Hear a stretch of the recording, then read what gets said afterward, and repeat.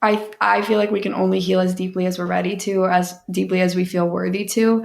And so that willingness, that to feel better, and that desire to feel better is like a huge indicator of how much better you're actually going to feel. And ketamine doesn't get rid of our triggers. Like, this is something, again, I say to all of my patients, like, your life will still have triggers. Like, you are just going to feel better, and your ability to respond to those triggers is going to change.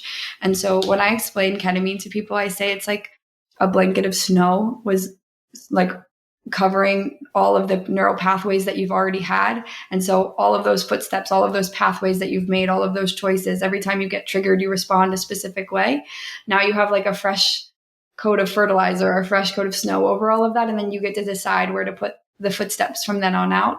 And so it gives you this capacity. Hey there, and welcome to Ketamine Connections. I'm so excited you're here.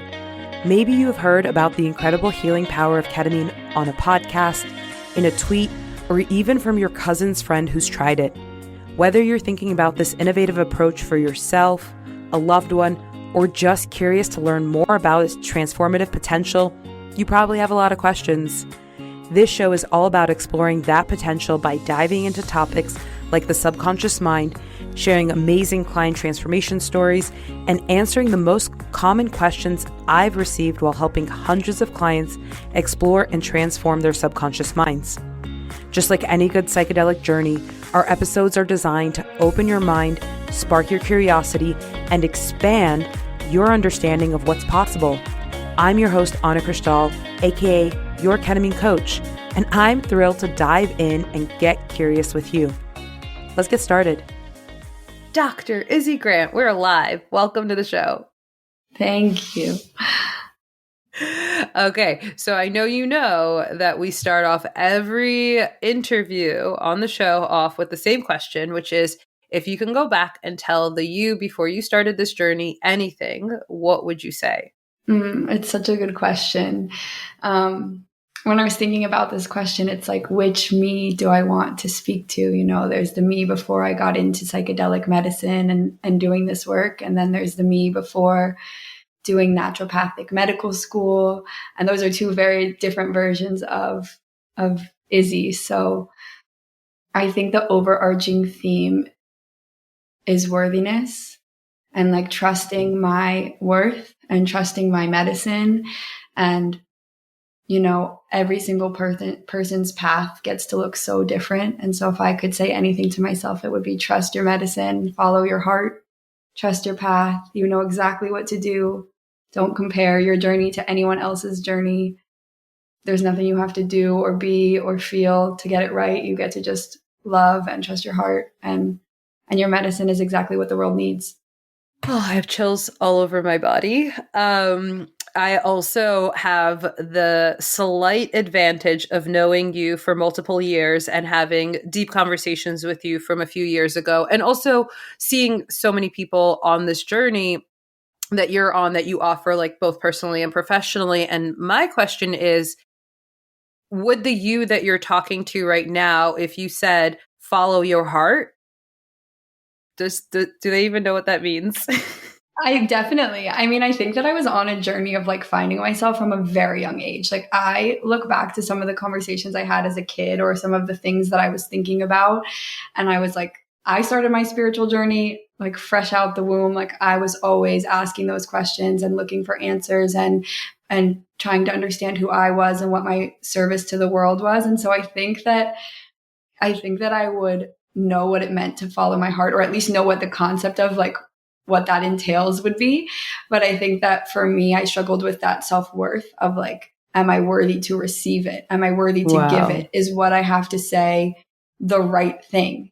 And there's so much pressure, you know, in medical school to exceed, to excel. And there's so much comparison of like, what did you get on this test, and how successful are you? And there's just so much of that comparison. And that was like, I struggled in that, wanting to be good enough and wanting to prove to myself and to everyone else that I was capable of doing the hard things and pushing through. And so when it's easy in that role to neglect like those little whispers inside yourself that's like, oh, there's something else for you. Oh, there's something bigger for you. Oh, there's something different than this traditional path for you. Even within a naturopathic medical school, which is already a kind of an alternative path, like that still looks a very specific way. And so I was like playing in this other world, and it took me meeting the right people, meeting my community, meeting people who loved me and supported me for who I was outside of my family. Just having like colleagues and friends who really love me and support me. I have like the most incredible community. And then I blossomed. And then I was like, oh, I am worthy to share my medicine. I am capable of sharing. I am safe to look at all those other parts of myself that exist, that want to come through, that want to be created, that want to be birthed, that are outside of a traditional medical setting. I asked that question about like, would she even know, like the version of yourself that you're talking to, would she even know how to follow her heart? Because I remember, I think I was in grad school and I met someone that was like I considered a celebrity at the time. And this person, they were like, I was like, what advice do you have for me as like a young 20 something? And I don't remember how old the guy was. He was like in his probably like 40s or something. And he said, follow your heart.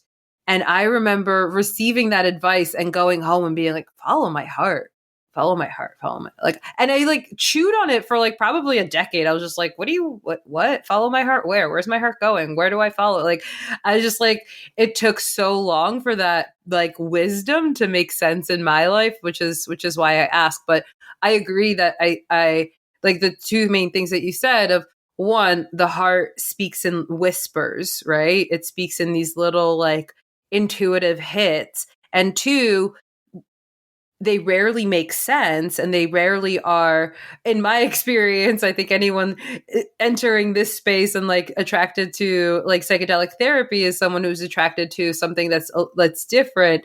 And so it's like those whispers are whispers and you're like, what did you say? Why would I do that? That makes no sense, right? And like adding the worthiness piece of like, I'm worthy enough to not make sense, right? My path is doesn't need to make sense to anyone but myself, which is such a product of just like journeying with ketamine, with psychedelics and things like that, is like having more faith in those whispers and more follow through on them. Yeah, absolutely. I mean, the worthiness piece for me is something that I speak to all the time with all of my patients, because it's something that I experienced so deeply in my life. And I worked a lot on knowing myself, loving myself. I have like daily rituals, daily practice. I serve myself tea every morning. You know, like I show up for me in a really big way, which took a lot of discomfort of like that whole worthiness journey. And then even on the other side of like doing all those things, practicing yoga and whatever, all of that, I still was at a place where all of my self-worth was tied to external validation of like being a good student, passing. Like I took my board exam, and the thought of failing my boards was like, so like I could be suicidal, like so crippling to, and it was like, that experience was like, whoa, I really value this exam more than I value my own opinion of myself, And so it took me a long journey of wrestling with like, am I worthy without the title of doctor, without being a good student, without, any of the other things that I put on paper that look good, like what makes me worthy as an individual. And it's like, I hold the belief that we are all innately worthy, period. And there's nothing you could do or say or, nothing that can be done to take that away. And even in our biggest mistakes, like you do something that is quote unquote wrong, or you harm someone emotionally, is like, as long as we're taking accountability and we're working towards resolution, like your worthiness never leaves you. So I think that's where that worthy piece comes from for me. It's like a really personal experience that I live with every day. And I like to like weave into all of my patients, because it's like, how worthy do you feel to heal? Like I find that if you don't feel worthy to heal, even if you're sitting in front of me ready to do a ketamine session, like how much are we going to heal? And so it's something that I emphasize a lot and like really try to instill in the people around me is like embodying my own worthiness and then giving permission for other people to like begin that journey of looking at where they've given their worth away and then reclaiming it. Wow. Which is so many of us. Can we just normalize that? Our society conditions us to believe that our, my worthiness is, my degrees, my certificates, my accolades, my, oh gosh, what is it? Like my network, like, it's like, that is my worth. And it's like, and it's such a cosmic joke of like, go there, it's out there, it's out there, it's out there. And it's like, actually, it's been in you the whole time. Like when I figured that out, I was like, this is the biggest cosmic joke on the planet of like, I had like a 10-year career in study abroad, like literally hopping all over this planet being like, is my worthiness here? Is my self-love there? Is my like, is this here? And then like coming to a place of like, it was with me the whole time. I can't even believe that. Yeah.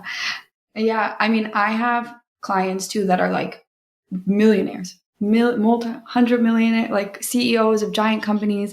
Anyway. And it's like, you can have all the money in the world and you can sit in front of my chair and say, I hate myself. I don't like who I am when I wake up in the morning. And it's like, so your worthiness is not coming from the money you're making. It's not coming from having the perfect partner or having the perfect house or the perfect car or, being a billionaire CEO. Like none of that is the answer or the medicine that you're seeking. And it's something, something that I say often. It's like, it's not normal. Like, let's not normalize it. It's common. And we can connect over a shared experience. But as human beings, like this is not normal in my opinion. Like, and I say that about like disordered eating. I say that about body image. I say like, it's not normal. It's common. We share it, but like health, wellness is normal, self-love, deep worthiness, deep connection to the earth, deep connection to each other. That's like, in my belief, what normality is. And so when we're talking about like pathology, or like, it's like, okay, we can find common ground, commonality there, but I don't think that it's a normal thing.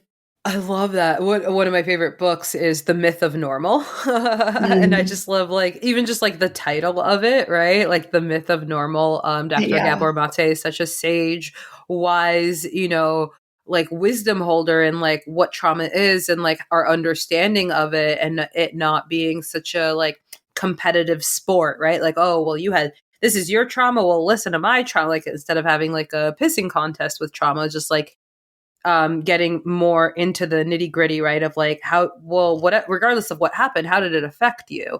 Anyways, that's The Myth of Normal. But I love that. Like it's common, not normal.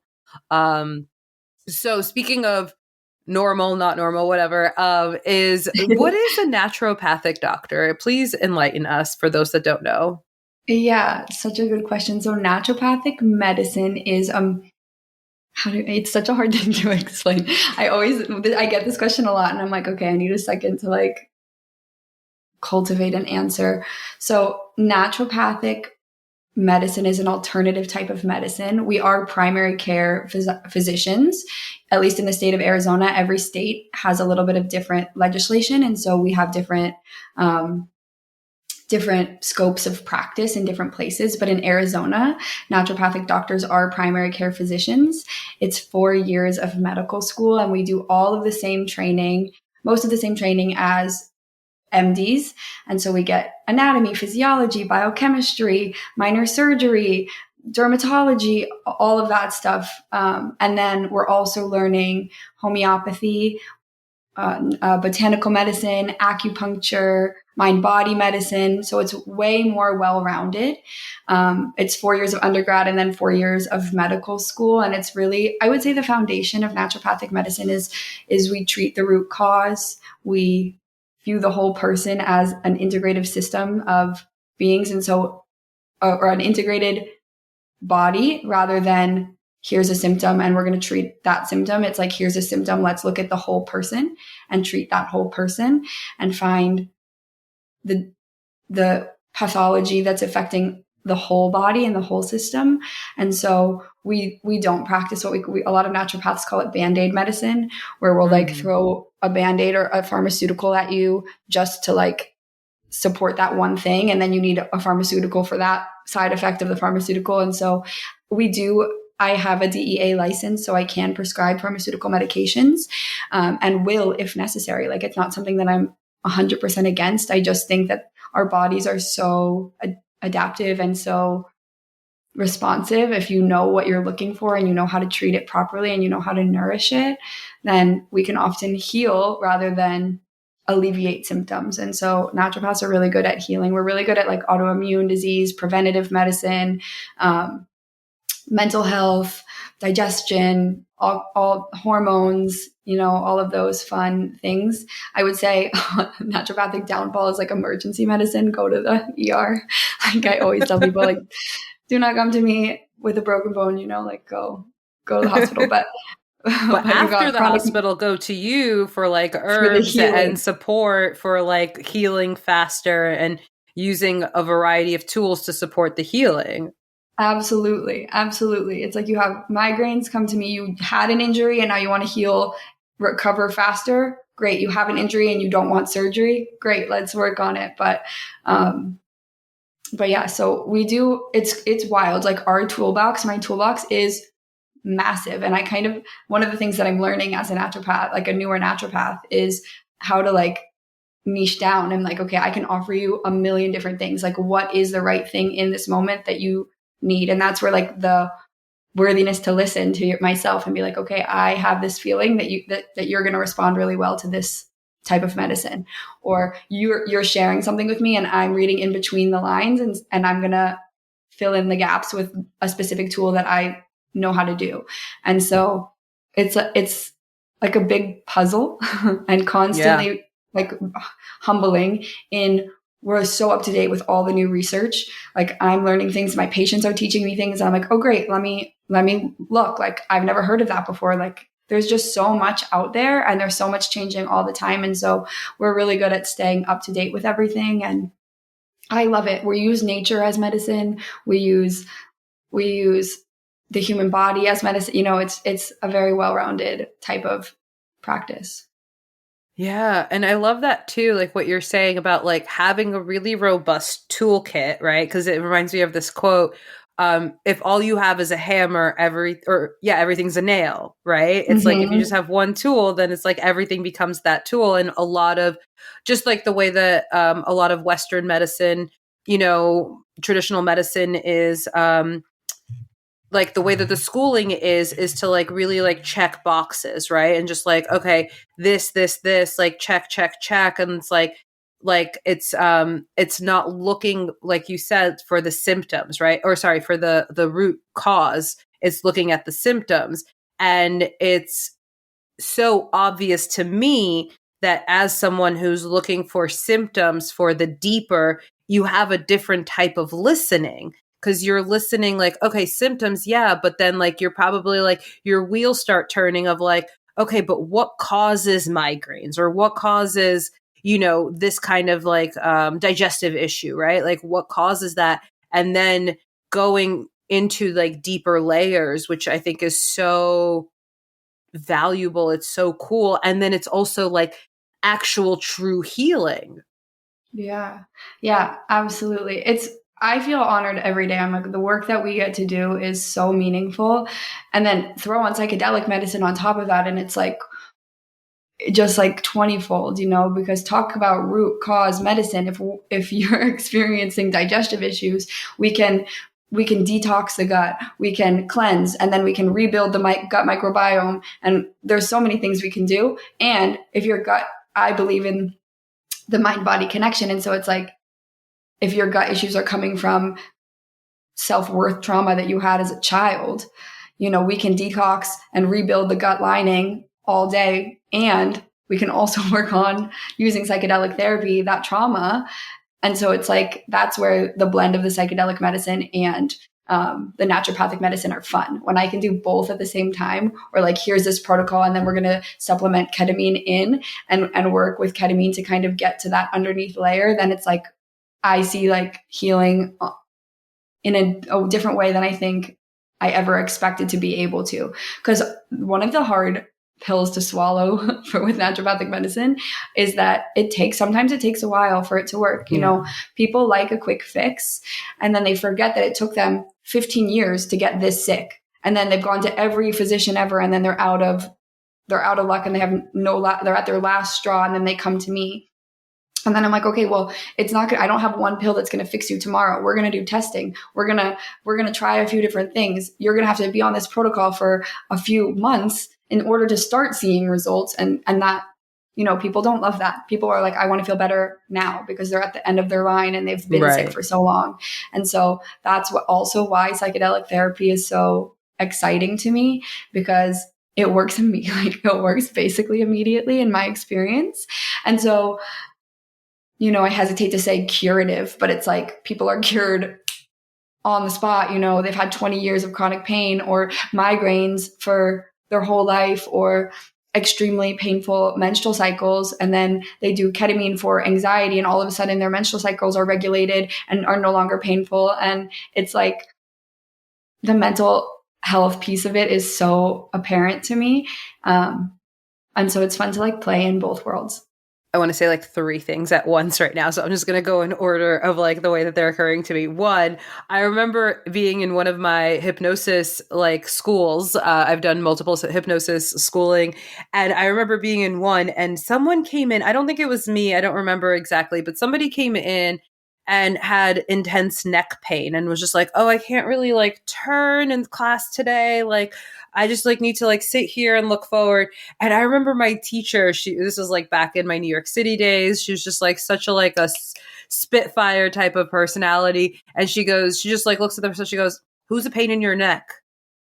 And it was just like, and the person was just like, oh crap, you're right. Like, oh snap, like you called me on it, right? And I think about that, right? Like with the mind-body connection being a two-way street, it's like, you know, the body is talking through the mind, and the mind is talking through the body. It's like it really is such a two-way street. And the thing that I think with like what you're saying, right, is like people, like it's so true. Like ketamine it's not becoming, it is this end of the line therapy. It's like anything that has to do with root cause, subconscious work is end of the line, because of the society we live in, where it's like, oh, you have a symptom, here's a Band-Aid, here's a Band-Aid, here's a Band-Aid, here's a Band-Aid. And then someone's like a patchwork quilt of Band-Aids, and they're like, I still don't feel better. It's like, okay, now we're out of options, when it's like, what about a society where going to the root cause is actually the first line? Like, can you imagine what that would be like?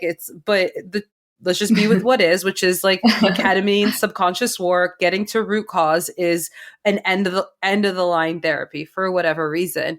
And so it's amazing for people who have been on a journey for so long to experience the immediate relief that ketamine offers, right?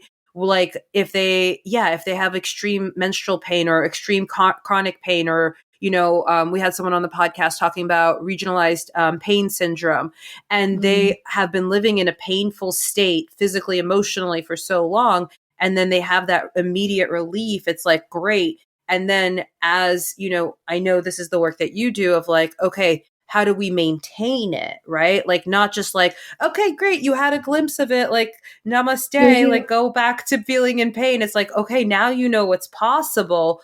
How do we make it so that your life lives there, whether it's with like, you know, a regular ketamine schedule, or if it's like using the ketamine to get to a place where other lifestyle choices are more possible, to maintain that state of relief, of pain-free, of whatever it is, without having to come to psychedelics all the time. Yeah, absolutely. I have two things to say to that. First and foremost, like, something that I was taught by one of my mentors is like, you're a naturopath. Like, I am a naturopathic doctor first. And so if someone's coming to me with severe anxiety, I had a young girl, she's like 22, coming to me for severe anxiety, and she's had it for years, and she's talking to me and she's like, oh yeah, I sometimes I eat paper. Sometimes I do. My intakes are like an hour and a half long. We go over everything: diet, lifestyle, sleep, digestion, poop. Like we talk about everything. And so I forget the exact question I asked her, something about craving food. And she said, sometimes I crave paper and I'll eat paper or I'll eat chalk. And I'm like, oh, this is anemia. Like that is such a classic sign of anemia. It's called pica. And so while she was a good candidate for ketamine, she's on anti-anxiety medicine. She's done all the different therapies there is. And no one's ever tested this young girl for anemia, which is beyond belief to me, but I digress, So I'm like, okay, we can start ketamine. I think you're an amazing candidate, and I'm going to run your labs. And so we run her labs. We start her on ketamine, and she comes back severely anemic, like emergency anemic. Wow. I send her to a clinic to get an IV, iron IV. For the next few weeks, she's getting IVs. And so it's like, first and foremost, I'm a doctor and I'm looking for that root cause. Ketamine isn't going to cure your anemia. And one of the signs of anemia is anxiety. Like one of the symptoms, the side effects of having anemia is severe anxiety. And so if I'm trying to treat your severe anxiety with ketamine, and the real issue is that you don't have you're iron deficient and you have iron deficiency anemia, it's not going to be as effective. And so getting to do both is like what lights me up, where I'm like, okay, I got to be a doctor today and I got to heal, and then put her on a protocol where she's taking iron supplement. She's using a cast iron skillet at home. She knows how much iron and how much protein she needs. She knows a day to maintain health. And we can work on her because she also has a history of trauma. And so it's like, and we can work on her trauma utilizing ketamine. And, watching her grow, especially someone so young, is really, really beautiful. And she has so much drive and so much passion for life. And she's just like been so weighed down by her emotions that it's been really hard for her to navigate. So seeing her progress through that has been really, there's nothing better. Oh, it just brings me back to, right, if all you have is a hammer, everything's a nail, right? Yeah. It's like if someone is coming to someone who's just like used to looking at anxiety through a certain lens of it being, associated with trauma, associated with, other things, it's like they're not going to think of like anemia, but like no amount of like anything other than iron is going to fix anemia. Yeah. Yeah. So it's, that's like, it's crazy to see. And I was like, how has nobody tested this girl? Like, I can't believe it. So how long before, with like the iron infusions, how long before she felt better? After the first 3 to 4 infusions, it was 5 infusions total. And it takes a little bit of time to really feel better. But after the 3rd infusion, she was sleeping again. She didn't sleep at all. She was up like all night and like extremely fatigued and couldn't get out of bed, but like couldn't actually sleep. And so after the 3rd IV, she was sleeping again. And then her mood improved. Her fatigue went away. She had more energy. She had more the capacity to handle daily tasks. Went from like not even being able to get in the car to drive herself anywhere to going back to school. After like months of missing school. So that's like how extreme the change was within 2 weeks and 3 IVs, 3 to 5 IVs. Wild. I think it's like not well known how mineral deficient we are as a society. Would you agree with that? Yeah, absolutely. The amount of people that I work in Scottsdale, Arizona. And so I have a lot of like fancy people come into my office, and there's a lot of people who use RO water. And I'm like so passionate about this topic too, because it really just baffles me. But RO water is like, there's no nutrients in it. There's no minerals in the RO. It literally reverse osmosis takes out everything. So it strips the water bare. And if you're not adding minerals back into that water, the more you're drinking, the more you're dehydrating yourself. It's actually worse for you than just drinking tap water, in my opinion. And so I always hear people talk about their RO water, and it's something that I ask every single one of my patients: what kind of water do you drink? Like, where are you getting your water? And all of them we have RO systems in our house. And I'm like, do you have minerals? And they're like, no. And I'm like, okay, step 1, mineralize your water. Like, you're going to feel way better. Like, I don't care what you're going. I don't care if it's pain. I don't care if it's your hormones. I don't care if you're not sleeping, whatever you're coming here to see me for. If you're not drinking mineralized water, like that's step 1. Like, the cool thing about naturopathic medicine is if we get people sleeping right, drinking enough quality water and eating well and maybe getting some sun on their face, like people feel way better fast. So that part is fun too. We're just a little bit more extra complicated houseplants. For sure. For sure. Like feisty, finicky little houseplants. Yeah, for sure. And it's like people think that there's such complicated answers. And it's like, have you been out? So when was the last time you were outside? You know, when was the last time you put your feet on the ground? Like, it's wild to me that grounding is like a trending thing where it's like, just like, again, it should be the most normal thing we do as human beings, like go be with the earth. Right. And it seems like such a far away concept. And that's something that just, I mean, it's so true. I have a client I've been working with, and they just been like a lot of like seasonal affect, just like a lot of like downness recently, and everything feels hard in that state, you know? So it feels like, you know, I often say this, right? Like those states, like anxiety, depression, PTSD, they feel like big problems. And so then we're conditioned to think that a big problem needs a big solution. But if you just go outside and put your feet on the earth and look at the sun for 3 to 5 minutes, you're going to start to feel better, and it's going to give you access to doing more things that make you feel better. And it's like, we really like, oh gosh, if I could like shout one thing from the rooftops, it would be like, big problems can actually benefit from small solutions. Yeah. Yeah. I love that. It's so true. And I think that the hardest part, especially for that population of people with the anxiety, the treatment-resistant depression, the PTSD, is that even just going outside to get the sun feels like a big thing. Like that feels like a big solution, or like takes all of the effort that they have in the day. And when it's like that, it's like, okay, so I understand why you need an antidepressant to support you to do those things. And then we wean you off the, you know, depending on the case, not all the time. For sure. Honestly, it's rare that I ever do that. But like I understand that need sometimes. Yeah. And it's just like would be my last line of treatment, you know. So how did you come to add ketamine to your robust toolkit? Yeah, great question. I actually love botanical medicine, and I was really, really into like herbs and plants, and utilizing just like tinctures and nutraceuticals in order to support my patients. And I had a friend, I have lots of friends who are in this field doing psychedelic medicine, and I serve tea in a ceremonial setting. And so she invited me to her ketamine workshop. She was doing a retreat in Austin, actually, and she invited me to come host a tea ceremony for the retreat and just be part of the facilitation. And I was originally really skeptical of ketamine. I was like, oh, you know, I like plant medicine. I like plants. Ketamine is, you know, not the same thing. And I just like really was a bit huge skeptic. And then I got to co-facilitate. I got to serve tea to all of the patients, and then I got to co-facilitate the whole treatment. And watching the treatment process and watching the outcomes and getting to witness the healing that happened just in like a 4-hour retreat was so remarkable to me.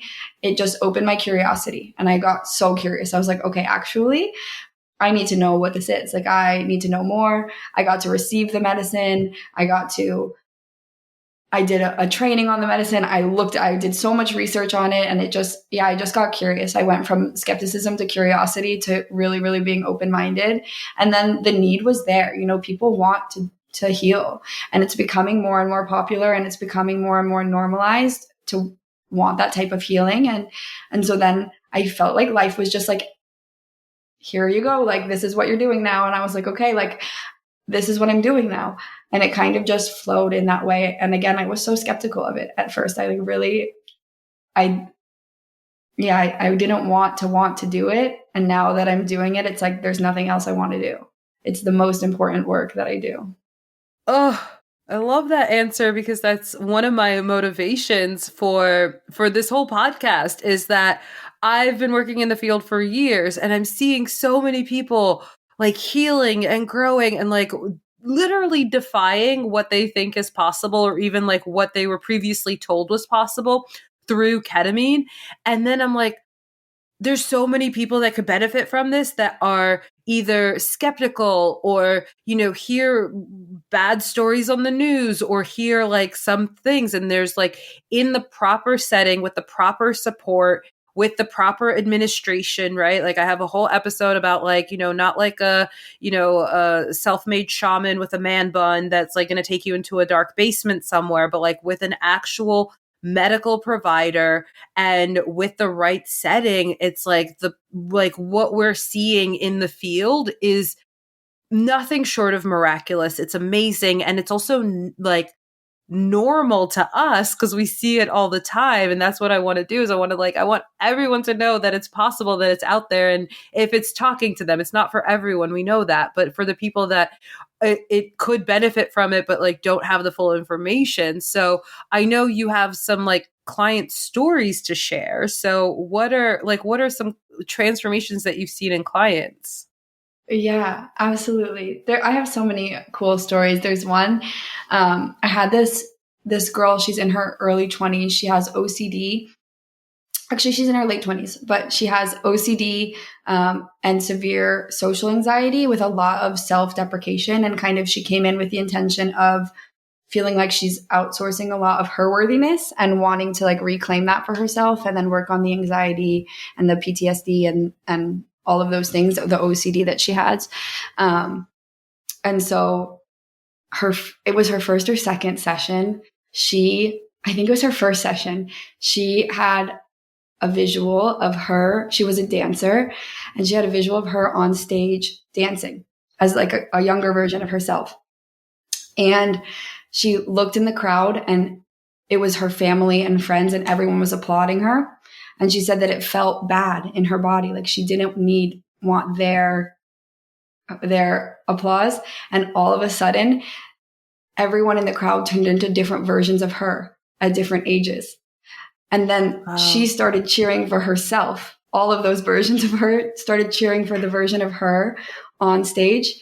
And she like scooped up this child version of herself. And then her and her inner child were on stage dancing with all of the versions of her from like young adult all the way through were applauding her on stage. And she came out like sobbing. We were both, she was telling me about it. And I'm like also, crying in tears because it was just like so profound for her to be the one cheering for herself. And for her, and she realized like the only validation I'm looking for is my own. Like that's what I'm actually craving. And I'm looking for all of at my parents, at my friends, at my partners, at everybody else to try to validate something. And for me, like for her, that shift of like, what I need is inside of me. And what I need is only something I can give myself has been so transformational for her. She went from like 12 out of 10 anxiety, social anxiety, OCD, so severe. Like if she thought if she didn't like make her bed, something bad would happen to her family and things like that. Now she has zero symptoms. It's like 6 months later, zero symptoms of OCD, like completely cured her OCD. She started her own business. It has no social anxiety anymore. Her relationship with her family and all of the people that she had trauma with has completely healed. I mean, I won't say completely, she's still working on it, but went from 12 out of 10 to 0 out of 10 when we talk about it. She's like a whole new person, And so that's like one of my favorite success stories because it just goes to show how profound this can change your life. You said 6 months from like 10 out of 12 or 12 out of 10 anxiety, like OCD, feeling like bad things were going to happen to her family if she didn't make her bed, social anxiety. How long before she saw benefits? Like, did it take 6 months or was it sooner than that? Yeah. So it took, I think after her first session, she felt better. First and second session, she already started to improve. By the sixth session, I would say she was down to like a 2. And then we had a lot of integration stuff that we did a lot of integration work. And so she received 6 sessions and then she didn't receive any more. And we just do check-ins now. And so it's been 6 months and she's at a 0, utilizing all of the integration tools that we've been using together. Wow. How cool. And like, I don't know who's listening to this. And I don't know, like if someone listening to this is like, think 6 months is a long time or think 6 months is a short time, but to get your entire quality of life back in 6 months, and not just that, but to do it in a way where it's not going to come back, because the root cause, right? It's like, if you're always seeking validation outside of yourself, you might jump from like one thing to another and then think that that's going to solve it, or that's going to be the thing. But then to like receive like, oh, actually, I just need validation from myself, is like, that's root cause right there. And that is like, there could be obviously other ways that things like that come back, but it won't be at that root core thing anymore. And that's literally magic. Yeah, it's so life-changing. And I mean, like I said, she felt better like within the 6 sessions. And I do 2 sessions a week for 3 weeks. So within the first 3 weeks, she went from a 12 out of 10 to a 2 out of 10, and has continued to improve since then. And this is something I also like to say as like the other side of that card is like, she was really ready for her healing. Like, she was really, really ready. She came into my office. I mean, it's funny. She tried to cancel on me also, where she was like ready for it. And then she got scared and she tried to cancel. And then she was like, okay, let's do it, But like, I feel like we can only heal as deeply as we're ready to, as deeply as we feel worthy to. And so that willingness, to feel better, and that desire to feel better is like a huge indicator of how much better you're actually going to feel. And ketamine doesn't get rid of our triggers. Like, this is something, again, I say to all of my patients, like, your life will still have triggers. Like, you are just going to feel better, and your ability to respond to those triggers is going to change. And so when I explain ketamine to people, I say it's like a blanket of snow was like covering all of the neural pathways that you've already had. And so all of those footsteps, all of those pathways that you've made, all of those choices, every time you get triggered, you respond a specific way. Now you have like a fresh coat of fertilizer or a fresh coat of snow over all of that. And then you get to decide where to put the footsteps from then on out. And so it gives you this capacity, and what I feel like is a sacred pause. So something that I hear a lot from people is like, I saw myself get triggered, and then I paused, and then I could see that I wanted to go this way. And now all of a sudden I had this opportunity to experience it in a different way. And, ketamine can only changes your life. I would say if you're somebody who in that pause decides to choose the other way. Because I've also had patients who experience the pause and then they're still choosing. And it's like, okay, that's where integration comes in. Why are we still choosing those things? They feel that pause. And then they're like, oh, but I still want, and then there's work to be done there, in other ways. And then, yeah. Well, it's actually, I talk about this a lot in the integration work that I do, is that, those states, whatever it is, like the impulse response, it's so automatic. And what ketamine does is that it does create that awareness of like, there actually is a split second in between impulse and response. And the more we can take it, okay, it's like a split second to half a split second to now a whole second to now maybe a breath, like, okay. And it's like, that's where your personal power is, to be like, okay, my personal power is in between impulse and response. And then it's okay, if you are still taking that pause and choosing the familiar way, the unskillful way, the way that is not serving you, the way that you've decided, right? Because it's like, it's not up to us. We don't decide what serves people. They decide for themselves. And ketamine helps them come to that decision. And it's like, if you're still choosing that way of being, now you're choosing what, like, your whole life, right? Like, it's like, now you're choosing that imbalanced state. You're choosing the, whatever you want to call it, there's no self-sabotage in this world. It's like, okay, actually that space is still comfortable, and it doesn't feel safe, or it doesn't feel comfortable, or if it doesn't feel necessary to shift to a different choice. But it's like, if you still are taking the pause and choosing an old way of being, it's just having the awareness still changes all of it, because then you're choosing that way rather than being in a place of like despair or This is victim what's or happening to me. exactly, or just like, I don't know, I just like reach for the vodka. It's just like all of a sudden it's in my hands. Like, no, it's like I'm choosing whatever it is. I just told a story about quitting alcohol, so that was front of mind. But